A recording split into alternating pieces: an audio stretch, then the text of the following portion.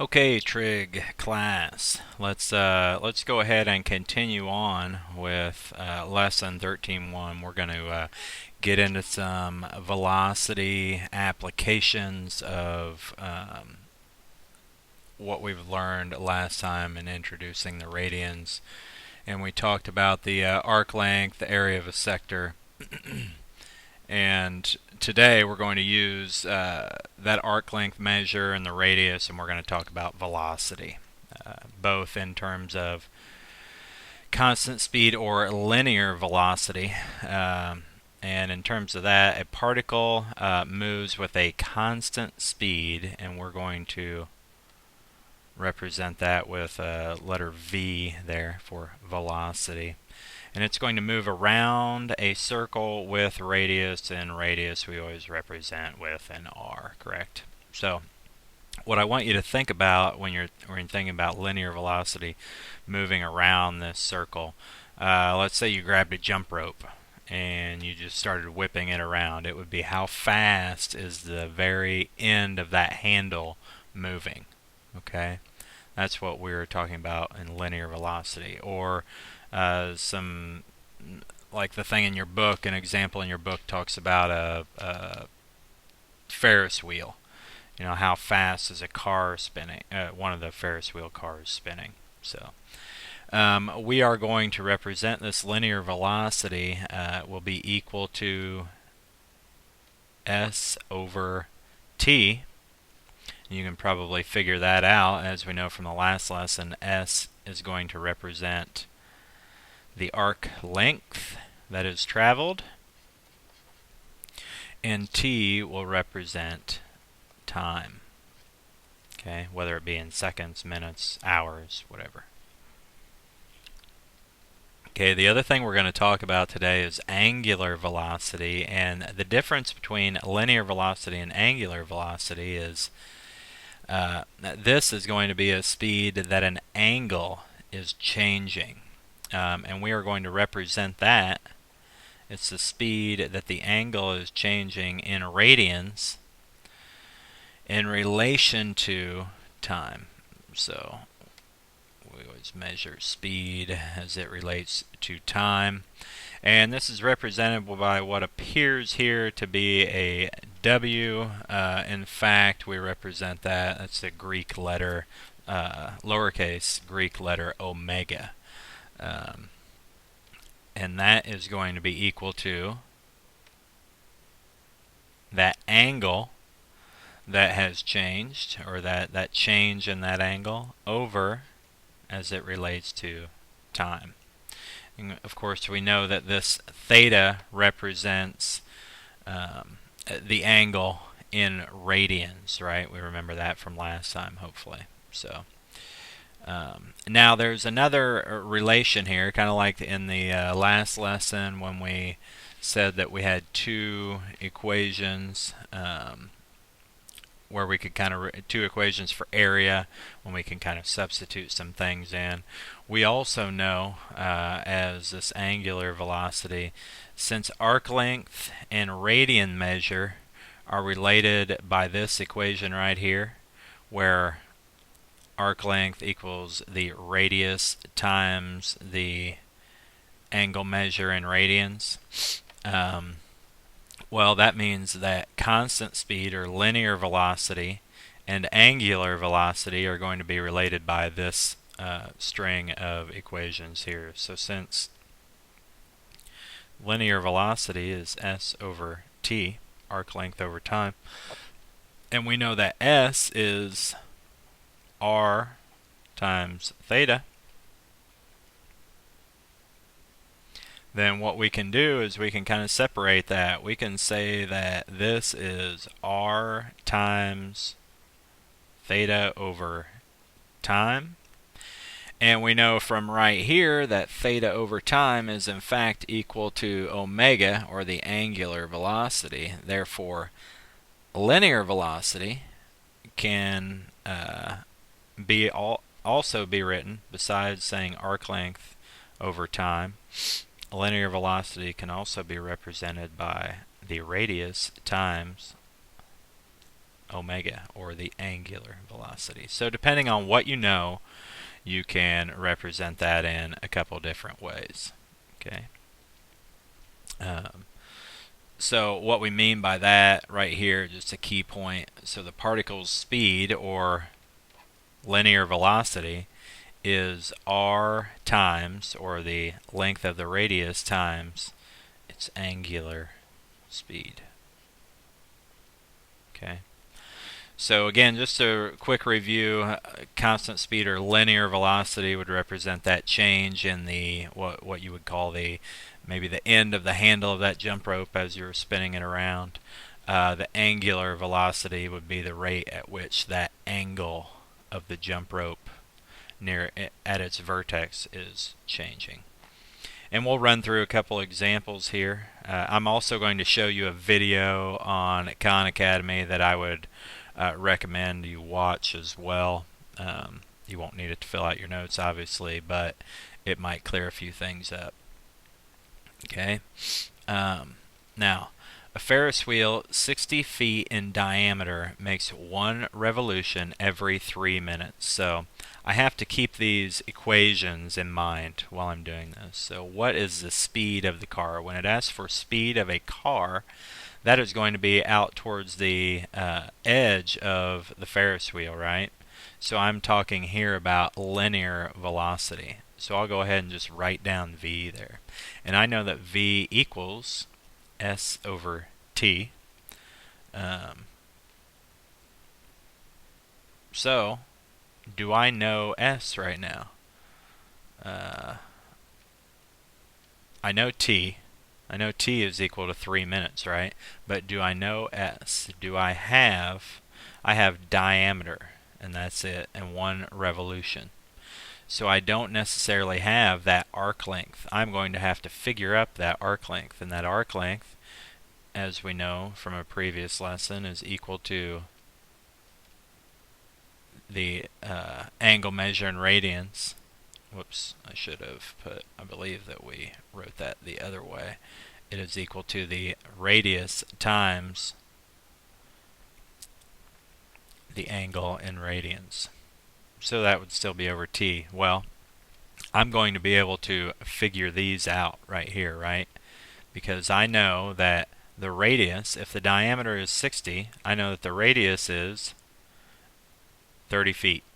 And now is when you're going to want to start labeling as well, because those of you who are in chemistry have been exposed to dimensional analysis, you're going to need to be able to simplify the labels to get the appropriate label at the end. So 30 feet would be the radius times theta. Well, it doesn't give me an angle measure, but it does give me one revolution. So how many radians is that? Well, if you remember back, there are 2 pi radians in one revolution, right? And that's all over 3 minutes. Okay. So, well, I shouldn't here. 2 pi radians. Okay. So now it's just a matter of multiplying, and I've got 60. 30 times the 2 would be 60 pi, and that is feet, right? Number of feet divided by 3 minutes. So that would be an exact answer right there, which I could actually simplify to 20 pi feet over 3 minutes.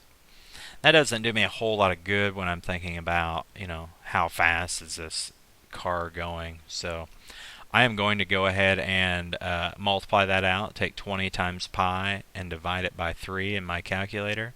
So this is about equal to, I'll let you go ahead and plug that in on your calculator, give you a second. Might hit pause and do that. And now that you're back, I hope after typing that into your calculator, you got that should be about equal to 62.8 feet per minute. with our dimensional analysis here. So there you go. It's kind of just establishing, do you know what you need to find? I know this is the equation right here. I know I didn't have S. I needed to find S, and then I can go on with my calculations. Now, what's the angular speed? Well, I know that is omega, and omega, I can look back at the two equations for omega, or there's just one equation for omega, I apologize there. And I've got theta over t. Theta over t. Well, I know theta now, right? I established that theta was 2 pi. So theta would be 2 pi radians over, and t is 3 minutes. So that is about equal to, if you want to do that in your calculator, about equal to 2.1, and this would be radians per minute. Okay. So let's move on to the next one. Again, you can hit pause and get all that copied down if you didn't as you were following along. Let's think about this next one. The radius of a record is 15 centimeters. Hopefully you guys know what a record is. It's like a CD, only before your time. So if that record's angular speed, so the rate at which it is spinning around, the rate at which that angle is changing, is 10 pi radians per second. I want you to find the speed of a point on the rim. What that would mean is on the rim, that's on the outside of a record, you're going to find the speed of that point. So what are we looking for? Hopefully you realize, hey, we're looking for linear velocity here. Okay. So I know it gave me the angular speed here, right? So I know that the angular speed is 10 pi over 9 radians per second. Radians per second. So this should be a relatively simple calculation, since linear velocity is equal to, one of my equations for linear velocity is the radius times angular velocity. I know both of those, don't I? So I simply have a radius of 15 centimeters, and I am going to multiply that by 10 pi over 9, which is my angular velocity. 10 pi over 9, and that was in seconds, right? Okay. So when I work out my calculations here, simplify a little bit, go through, and the 15 and the 9 would simplify to a 3 and a 5. So it looks like I would have 50 pi centimeters over, let's see, 3 seconds, right? And that would be approximately equal to, because that number right there doesn't tell me a whole lot. When we say we're driving to Springfield, we say 65 or 70 miles per hour, right? We don't say it's 3 pi or 18 pi miles per hour or anything like that. So let's go ahead and put that into a number we can relate to, and I believe that would be 52.4 centimeters per second. Okay.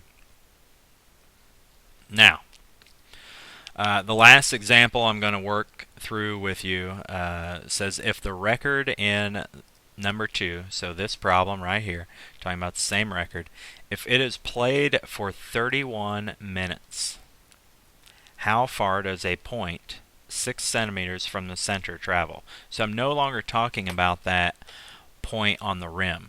I am now talking about a point that is just part way out on that record. Okay, so let's talk about, it wants to know how far that has traveled. Okay, so let's think about that. We would again be talking about linear velocity, and we know that our linear velocity can now be computed by a radius. Again, we've got r times, it's going to be the same angular velocity, right? Same angular velocity right here. That did not change. The only thing that changes is now I'm talking about a point that's only part way out on the record, and how fast is it moving. So, or how far did it go? So the first thing I need to do is figure up its angular velocity. So let's see here. I'm going to have 6 centimeters because it told me it's a point 6 centimeters from the center. That would be the radius. I'm going to multiply that times 10 pi over 9 because it's the same angular velocity, and get 20 pi centimeters over 9 seconds, right? So here's the deal now. So I've got my linear velocity, but I don't want, I want to know how far that point traveled in 31 minutes. So that's how far it traveled in 9 seconds. So I want to get that to be 31 minutes, okay? So we have to think into some dimensional analysis here. The first thing I'm going to need to do is figure that I need to, actually I should I need to change those seconds to minutes, okay? Well, I want my seconds to go away, so I need to set up a ratio. I want my seconds to go away, so I want them up here. And 60 seconds make 1 minute, right? So that would be the ratio that we use, because that is going to make our seconds go away. And then, so that's going to give me how far I travel in 1 minute. Then I need to know how far do I travel in 31 minutes. So I simply have to take this then times 31 minutes.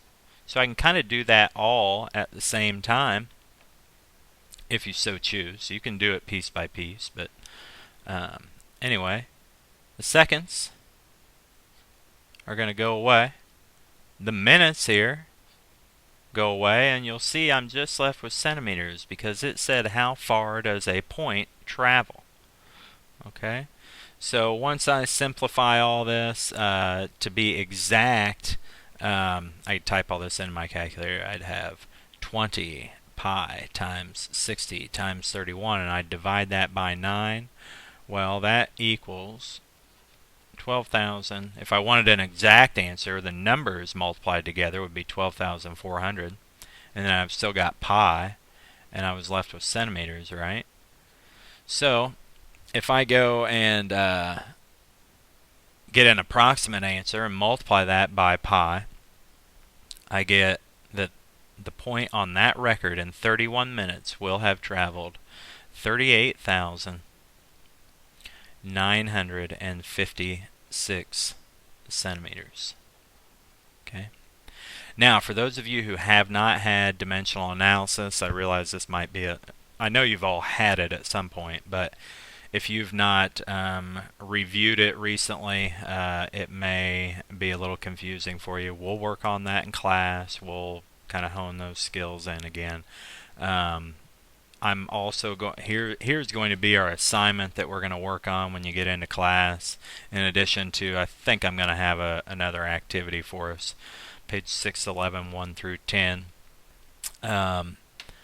I'd also like for you to, if you get a chance, I'd highly recommend going to the Khan Academy site here again, and I would search angular whoops, velocity. And there is a video relationship between angular velocity and speed. I think that will be helpful as well.